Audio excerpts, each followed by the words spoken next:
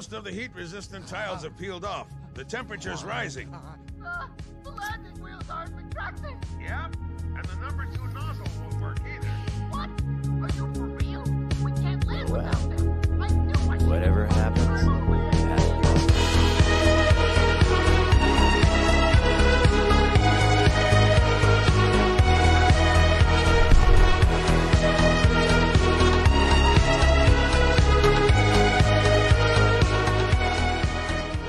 One and all, welcome. I'm Nick Muniz. This is Nick's Nonfiction. Today on the show, we have got Simon Lovell's How to Cheat at Everything. What cheat code do you use to get into the army? Left, left, left, right, left. Gambling is more popular than ever, with multi-million-dollar poker tournaments on TV, gambling-themed movies, casinos opening in just about every state. How to Cheat at Everything is a roller coaster ride through bar pits, street hustles, carnivals, internet fraud, big cons, small cons, cards, dice games, and more. I once had 3 dice, and I gave one away, because I wanted to die. Did you hear about the controversial new dice game, Neo Yahtzee? In this book, you will find the exact frauds that the New York PD regard as the most common and dangerous. You will meet wild, eccentric, and larcenous characters, and you'll learn how they work their money-making deeds, all without having to risk a penny of your own. My wife says she's leaving me because I've got an unhealthy gambling obsession. I think she's bluffing. About the author Simon Lovell. Simon Lovell, born 1957, is an English comedy magician. He is an actor, a card sharp, and he specializes in magic. Lovell was a regular performer in Monday Night Magic, an off-Broadway show featuring magicians and related performers. He also appeared in a one-man off-Broadway show, Strange and Unusual Hobbies, which combined humor with card and magic tricks. This ran for 8 years. 8 years in a Soho playhouse? Respect. Lovell has written 16 books. This one is the most notable. What do you call a magician that gropes people? David Copperfield. How to Cheat at Everything. Chapter 1, Bar Bets. Over the last 20 years or so, Fox and I have become pretty close friends. So close that twice he has almost told me his real name, and on one very memorable occasion, almost let me beat him in a game of pool. I have watched him hustle bar bets for beer, play darts for $500 a game, and calmly pick up the keys of a sports car in lieu of cash. Freddie is so persuasive that every now and then I am tempted to take one of his little bets. I have never beat him. Just lately, though, a change has come over the Fox. Maybe he's seen the light. Maybe the whiskey has finally got to him. Maybe he's constructing one last great con to conceive God into his whole soul being cleansed. He should be allowed to get into the casino in the sky. Cheating is a multi-million-dollar-year industry. It goes on everywhere. Don't think it can't happen to you, because that's when it's most likely to. The pros will tell you that even armed with knowledge, you could be hustled. Hopefully, though, if you learn your lessons, do your job well, it will be much harder. Lesson number 1. Just because somebody's old doesn't mean they're telling the truth. People like the Fox take their gambits to the grave. Freddie the Fox is 73 years old, likes cats, whiskey, and high-stakes poker. He currently lives in New York with his cat Boris and his ferret Armageddon. Simon, he got most of the information from the book from this Freddie the Fox character. Fox, he says, my intent isn't to create new street hustlers by giving out this information. His intent is to inform the reader so you don't get hustled yourself. And what you choose to do with the information is up to you. The friendly game abound kitchen tangels, the local pool hall, even the upper-class clubs that have been infiltrated by cheats on the take. Hell, you aren't even safe, as you'll learn, just walking down the street on a Sunday afternoon going home from church. It's all fair, I guess, say in this worldwide the number of cheats. One sort or another probably runs into the millions. Sitting down with strangers can be dangerous. Sitting down with friends can be deadly. Within the esoteric world of the hustler, there are 3 kinds of bar bets. The first kind is the proposition bet. These are where the hustler bets you that he could do something which seems to be completely impossible, such as tying a cigarette into a knot without tearing it or damaging it. So this isn't necessarily a con yet.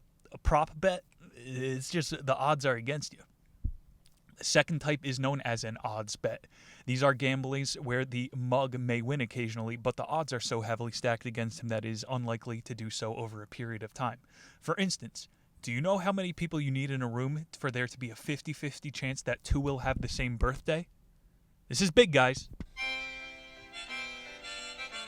I'm about to teach you one of the best bar tricks ever. And we only got 70 viewers because it's a fair algorithm. You're going to remember this forever. The mug always thinks, well, it's time for my big brain. Actually, the odds are 1 in 365, 1 in 366 on a leap year. What the mug isn't taking into account is that the most couples, they only have sex on like holidays. Old people don't fuck. So the odds that someone in the room has the same birthday as you is 1 in 23. Everybody's had their mind blown by a magician. How did you know that? There's a 1 in 20 chance that you have the same birthday as someone. The third kind of bet is one of the most favored by neighborhood hustlers. These are known as nap bets, an acronym for not a prayer.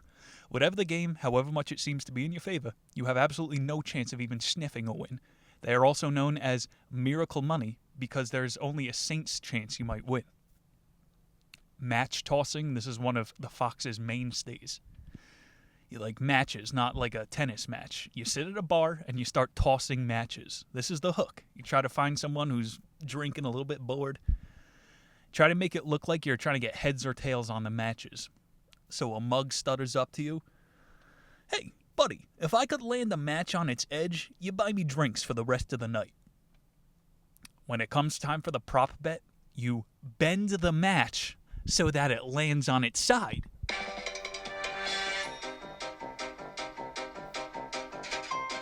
Hey, I didn't cheat. You're going to get punched in the face for a couple of these ones. Match tossing? You could beat people with semantics in bar bets. On the prop, he's got the swallow now. Turn your match end for end, then they do the same. It's basically like a game of Simon Says. Take a drink from your glass. They do the same. Turn your match. They follow along. Raise your glass to your lips. They do as well. But now spit the drink you sneakily held in your mouth back into your glass. And because they swallowed their drink, they're unable to repeat that action.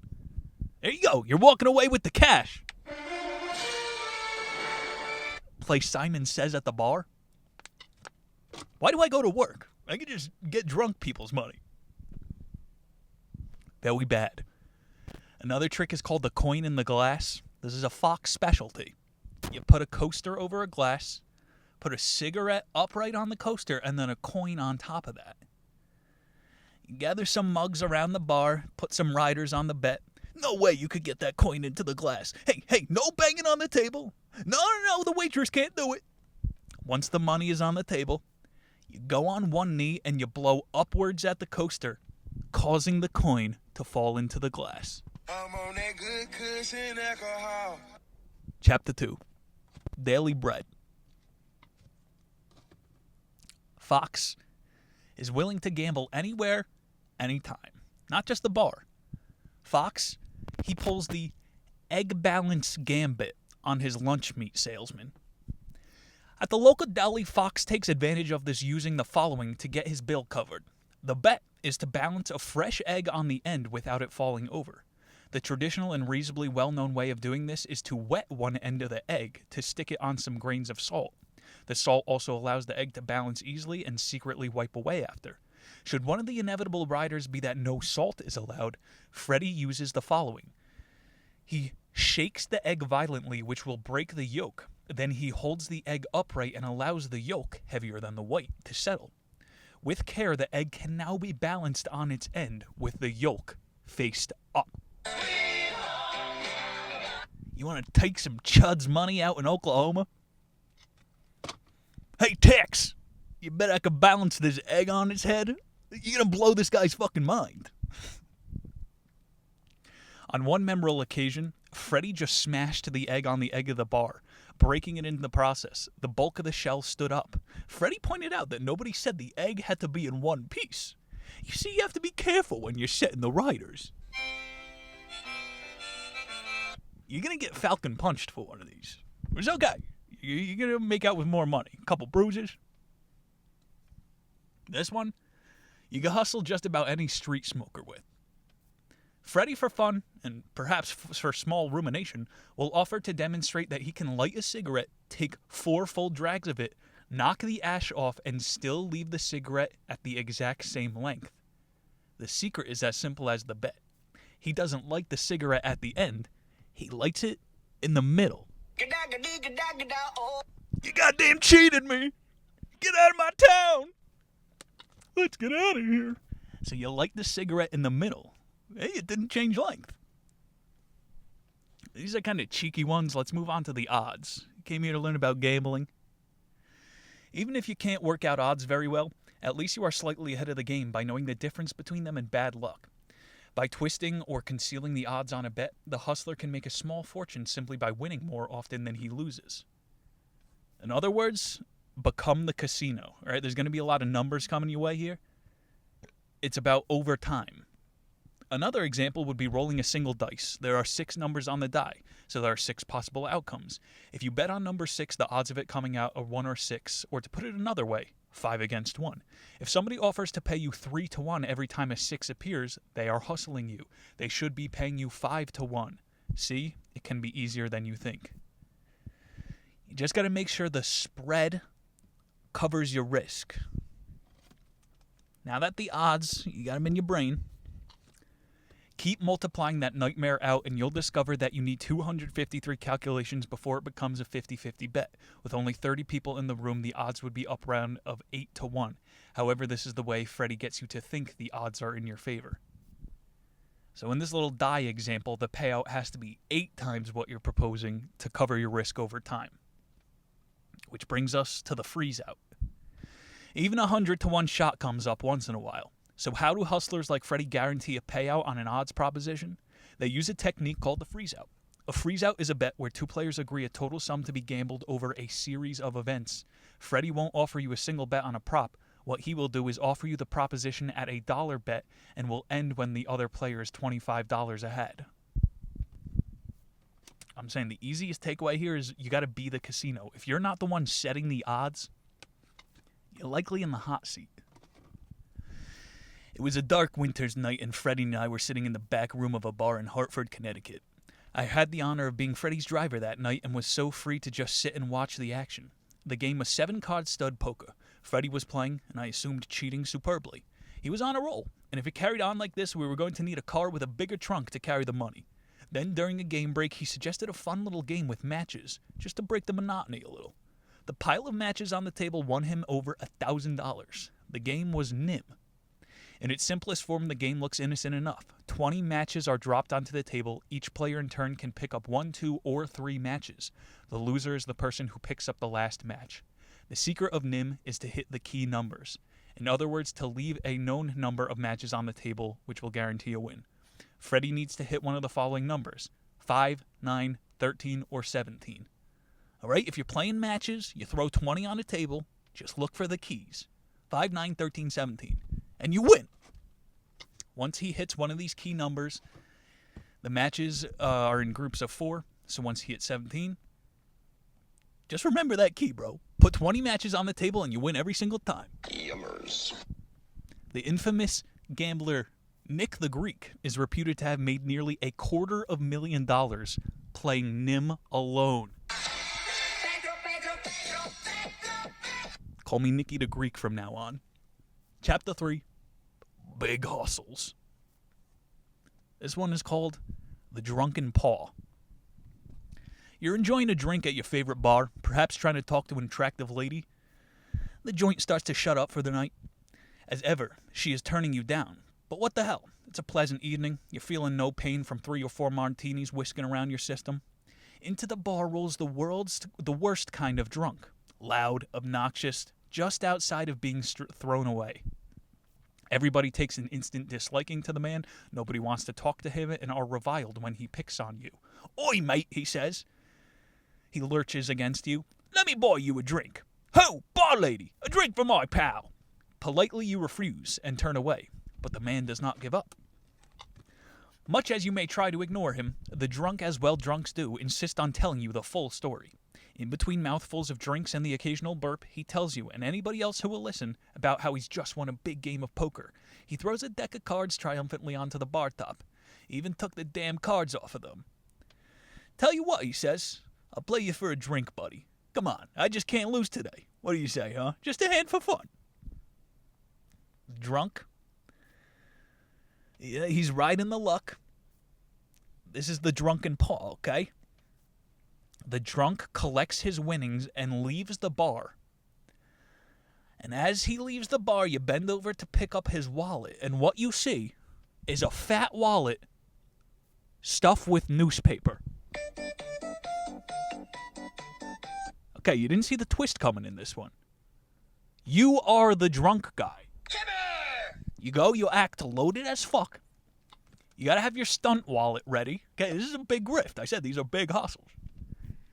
You drop your stunt wallet on the ground, and you shuffle out of the bar with your winnings. You get the fuck out of there. You could do the rump shaker, huh? And you throw that cash in the trunk. A man arrives at the bar. Okay, this is another two-man team. We're leveling it up. A man arrives at the bar and gets friendly with all present. The drunk arrives later and latches onto the likable fellow. When the cards are dealt, our friendly chap will draw others into the game asking for their advice. If he needs to borrow money to back up his bet, his newfound friends will lend to him. After all, it'll be repaid with interest as soon as the hand is won. Nothing like the lure of easy money to win a true honest Shylock. Now for the tear-up. Freddy likes to play cash, and lots of it. But what if you don't have the cash? In these days of ATM machines on every street corner, it's much easier if you get a hold of the green stuff. But would Freddy ever take a check? Let's say that you've been playing poker with Freddy. It's toward the end of the night, and you just had for once been dealt a good hand. So good, in fact, that you think it's a winning hand. Undetermined and strong, Freddy puts a bet into the pot. You don't have the cash to cover it, no markers allowed. You throw in a check to call Freddy, and the honors are yours. "You've been a real good sport," he says. He looks at the crestfallen face. "That last hand was killer luck, my friend. Tell you what, forget about the check." He takes from your wallet and tears it into tiny pieces before throwing it away. "Let's just call it quits. Cash on you lost." You leave thinking what a great guy he is, until you get your next bank statement. The check you thought you saw him rip up was actually not a real check. Sticking out your guyet for the Rizzler. You don't want to tell the bank about this one. This is one step short of following someone to an ATM and robbing them. You just got to put a fake check in your stunt wallet.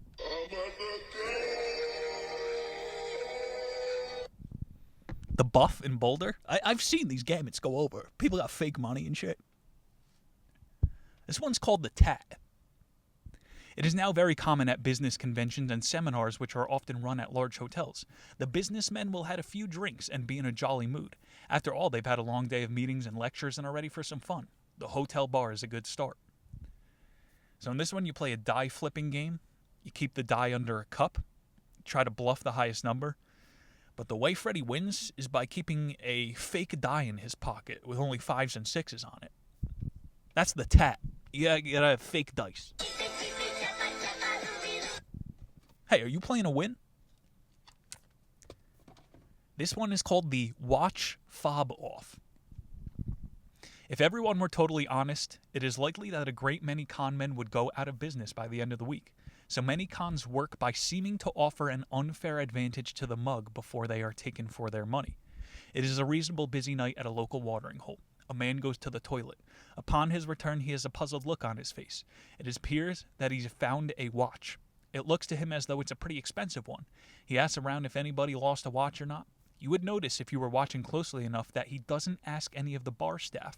A truly dishonest man may try to claim that the watch is his, but since he describes the inscribing on the back, he will be dismissed. The watch owner is nowhere to be found. The watch finder goes outside to see if he could find the owner on the street. Meanwhile, almost with perfect timing, Another rather flustered-looking gentleman enters the bar. You recognize him as a man who had been at the bar earlier, and you'd seen him happy to leave. It appears that the man lost his watch, an expensive one. He tells the bartender that it was over $2,000. The money, of course, is not important. It has greater sentimental value. The bartender, of course, not having heard the earlier announcement of the find, has no idea of the situation, but promises to ask around. The watch find enters the bar again and sits next to you, orders you a drink. Must be my lucky day, he says. Nobody seems to know whose this is. I guess it's finders keepers. Man, I'll bet this little puppy is worth $200 at least.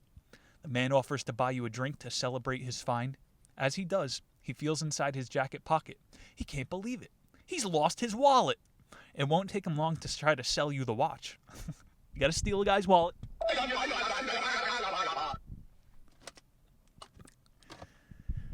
He can't believe it. He needs money to get home. Since he figures the watch is worth $200, he'll take $150. The deal is done, and so are you. Here's the scam if you didn't figure it out. The watch that you've bought with you is only worth around $5. What's more interesting is why the con works. It shows the psychology of a con in all its glory. The watch loser is a man who had everybody hating him. He has boasted about all the money he has won. Had he been a charming old man, the thought of stealing from him would probably not have entered anyone's mind. On the other hand, the finder of the watch is a good enough guy. He might be a little scruffily dressed. Maybe you think he deserves a break. When he loses his wallet, you feel a little sorry. But not sorry enough to give him a real value for the watch. After all, if somebody's going to be a winner here, it's going to be you. It's all about playing the man, not playing the game. Cons don't work for their mechanics. They work because they control your thoughts and your actions. Guys? Is this Freddy Fazbear? Oh. Freddy Fazbear the Gambler. Chapter 4, the team. Gotta assemble the men now. We're going with a team. We're not going with a two-man. And as you see, the more players you got, the better the team works. One popular position you're going to need is the wall man. The wall men are apparently innocent bystanders. Actually, their sole job is to watch for the police. 3-card Monty is an illegal game. Should the police be spotted, you'll hear a cry of, "Slide!" And never did a magician do such a vanishing act. The game will disappear faster than you could say, "Huh?" Slide! You gotta have a wall man. Could be a girl, too. Better, undercover. Another member of the crowd is the dip.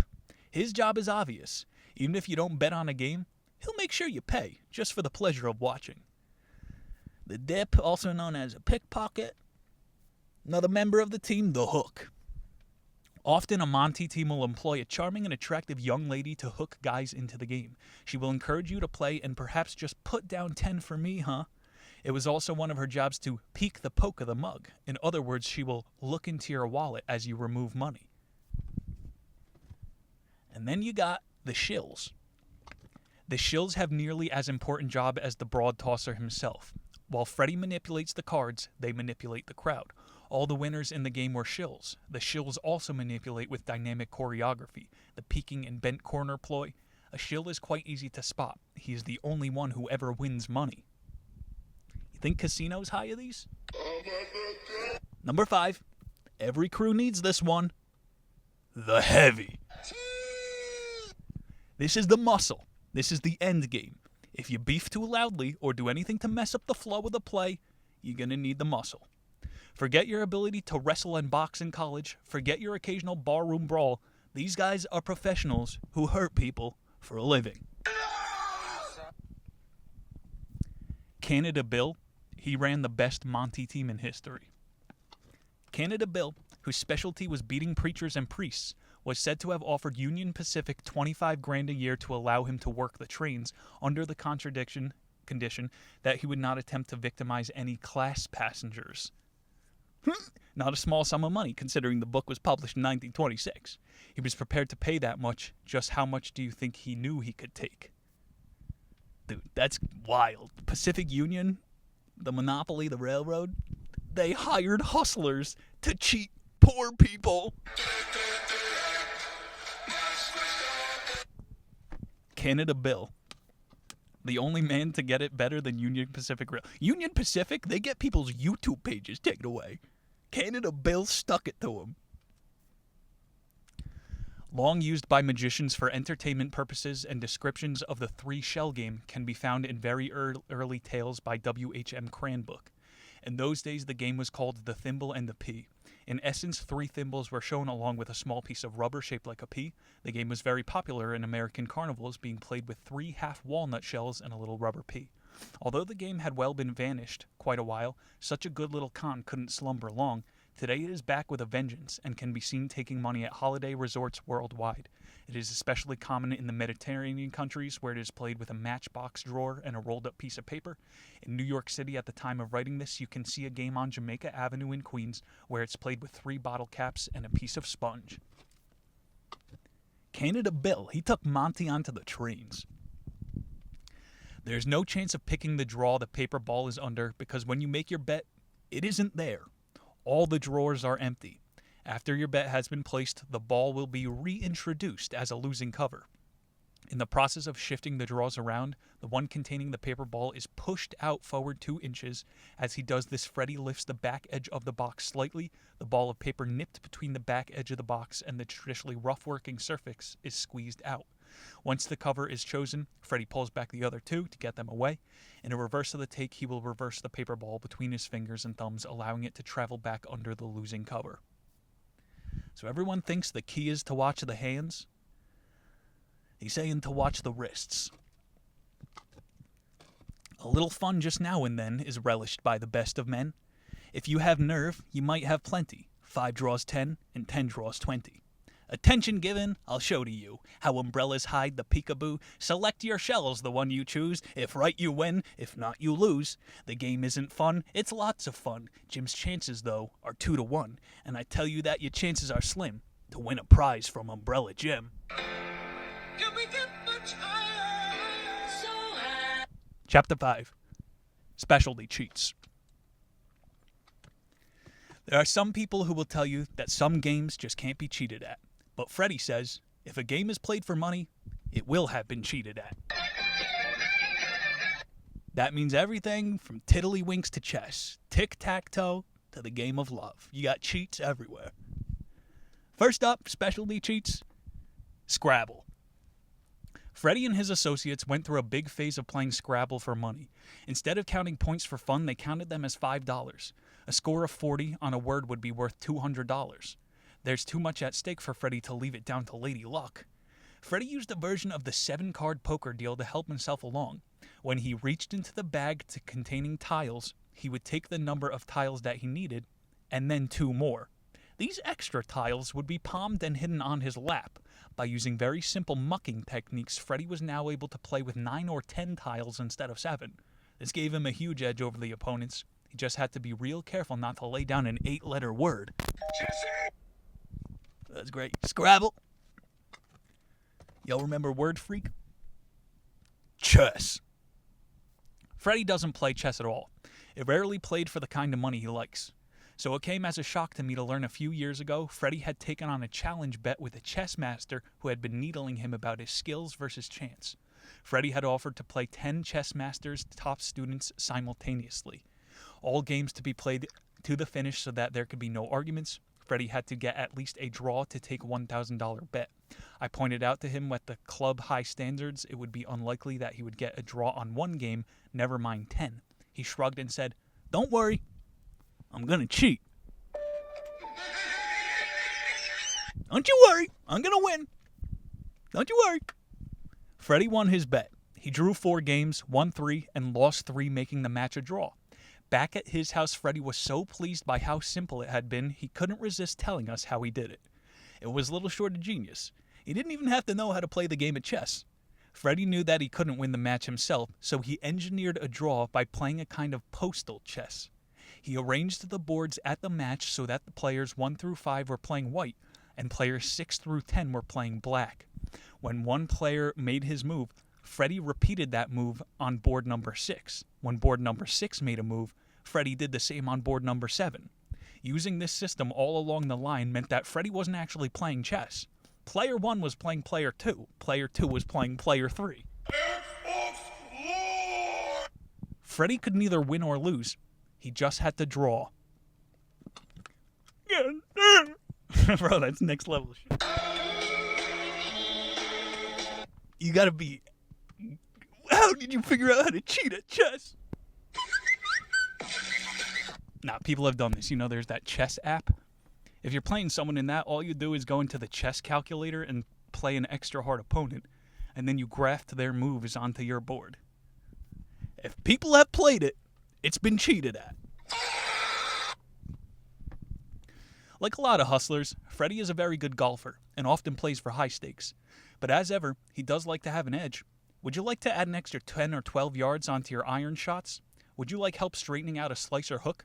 Try rubbing a thin smear of Vaseline onto your club face before taking a shot.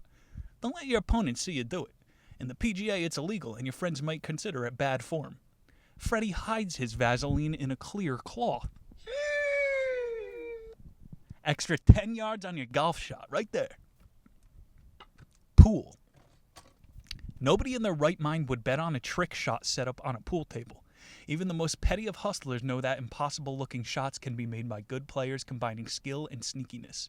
Freddie will set up an easy shot on the table and bet you that you can't close your eyes, turn around 3 times with your hands on your head, and then make the shot. He suggests that you'll be too dizzy to do so. A great many people thinking otherwise have taken on the bet, but only a handful have beaten him.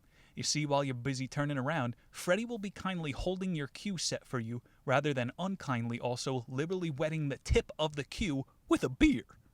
You'll be lucky to hit the object ball, make a shot. You playing pool with your buddy, he goes to take a piss. You wet the tip of his cue with beer. You can't lose. Oh, let's go, that's club! Darts. Fred puts a $100 bill in the center of a dartboard. He fixes it into place by tucking the corners of the bill under the wire sections. He can also use thumbtacks or gum. All you have to do is from the throwing line or ockery, throw a dart into the bill, then take 1 step back, throw the dart into the bill, and your 3rd step forward and throw it into the bill. If all 3 darts hit the bill, you won. Simple as that. Make sure you have plenty of 10 spots ready for extra goes. This shot is so difficult that professional dart players find it next to impossible to hit. The first dart is easy, the second almost always goes high, and the third is lucky enough to hit the board at all. Over all the years I've seen this bet used, I've only seen the bill taken 1 out of 100 times. They say the pros can't even do it because the whole thing about the ockery, that's what sets up your entire dart toss. So when you take a step forward and then back, it recalibrates your whole shot. That's wild, $100 bill right there on the dartboard. It's Freddie's dollar, and you can't touch it. Let's go! All right, Freddie's a master. He's cheated at chess. He's got fake wallets, fake chets. Can you beat a coin toss? The most simplest of odds. A great many games are started by a coin toss. A player calls heads or tails. We know how it works. In a game of pool or darts, this decision can be crucial. Freddie will therefore cheat the toss. He doesn't need a fake coin for this, just an ordinary quarter and a modicum of skill. Freddie has practiced the perfect toss. By this I mean when he tosses a coin, he could throw it to the same height every time. This is much easier to do than it sounds. Freddie keeps his eyes straight in front of himself so that when he tosses the coin at eye level, he can repeat the toss over and over. When I questioned his ability to do so, he immediately threw 23 heads in a row. When I questioned it, the odds of doing so by chance are 1 in 10 million. What the dog doing? Freddie got 23 heads in a row! Gregory, do you see a small vent on the floor? Freddie Fazbear cheated the coin toss. You have now hopefully learned a great deal about the methods of cheats and hustlers. You have seen how even a friend can take your money with a bewildering variety of games, cons, and outrageous bets. Whatever the game, be sure you know all the rules. If you are playing away from home, be absolutely sure of any local rules before starting to play for money. Never drink while gambling, it dulls the senses. Do develop willpower. Set a time for playing and stick to it regardless of winning or losing. To play in a game, you need to be starting out with about 40 times the betting limit at least. If your game is a little 50-cent max, Freddie will need at least $20 stash. No one could hope to be an expert at cheating. Yeah, except for Freddie. Sussy baka. The professional cheat will often spend years devoted to the perfect single move. Get out there and be a winner. When you do pick up a big pot, tell them that Freddy sent you. What do you mean by that? There you guys have it. There you guys have it. How to cheat at everything. Big shout outs to Freddy Fazbear. Big shout outs to Lovell the author. This was a great book, over 700 pages of cheats. Highly recommend it. Nick Muniz here every single week with a brand new book. Harry shit on Instagram for free memes every single night. See you guys in 7 days with a brand new one.